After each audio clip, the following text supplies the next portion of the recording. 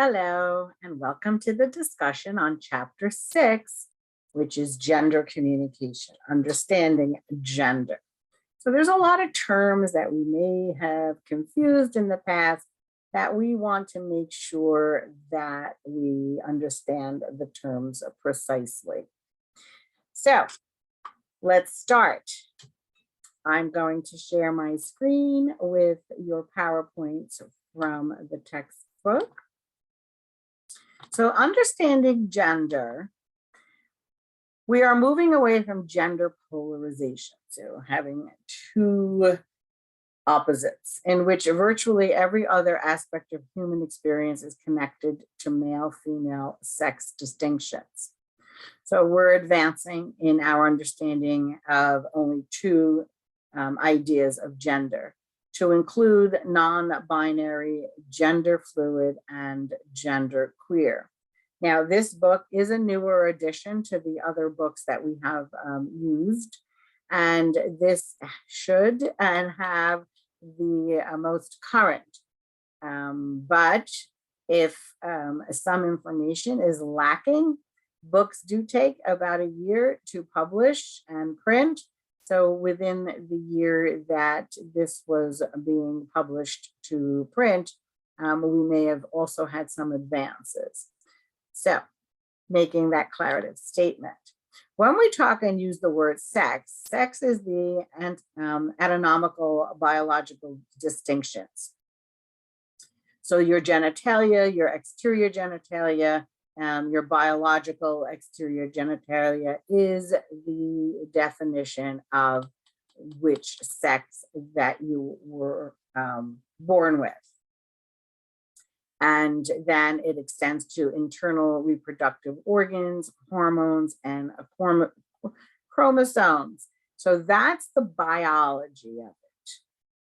Now, when we move into gender identity, we have a more deeply felt awareness of an inner sense of a being. So do you see and identify with the terms boy, male, man? Or do you see and identify girl, woman, female? Or an alternative is a gender queer, gender nonconforming, gender neutral. And again, these were the terms that your book investigated and researched and were appropriate for the time. And this is within the year, but if more words have been added and have been advanced, we're studying these words at this time.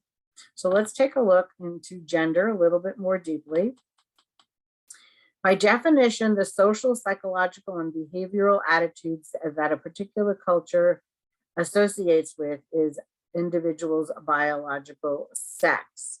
So beliefs about individual characteristics or strength, leadership, and emotional. So most of us, maybe not, some of us, a few of us, we're used to qualifying people according to their gender. So a certain particular gender might exhibit and produce different strength.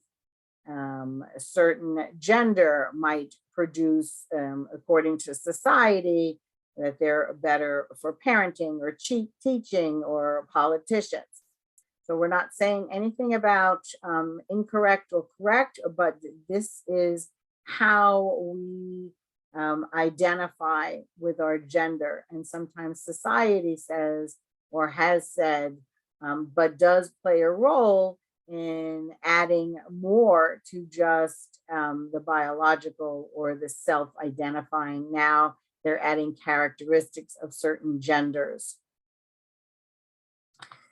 So a variety of sources contribute. So the idea that of your identity can be established of family and friends and schools and mass media, or past experiences, knowledge, how you feel, how you are emotionally intelligent.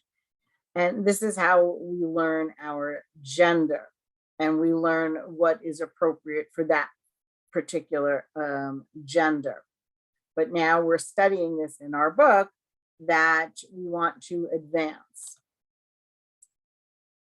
Primary way we understand gender is by interacting with others in society, such as societal structures like hospitals, stores, restrooms, and those are changing as well. So again, you can see that our movement in our daily life is restricted to more polarized genders. And we are advancing and realizing that because we have additional genders that are advancing, this structure, this construct needs to advance as well.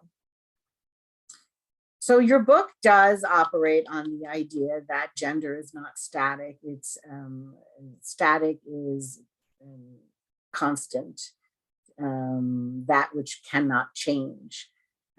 So we cannot opt out of doing gender, but gender is interactional. So we want to make sure that we have a gender expression that coincides with what we identify with.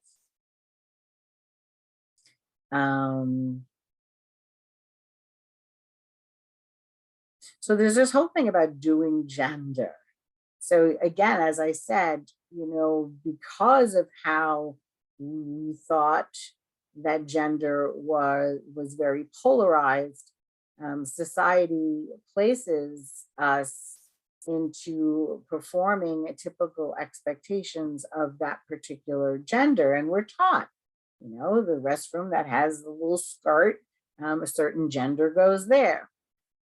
So in your lived days, just around you, you can see how we are taught our gender.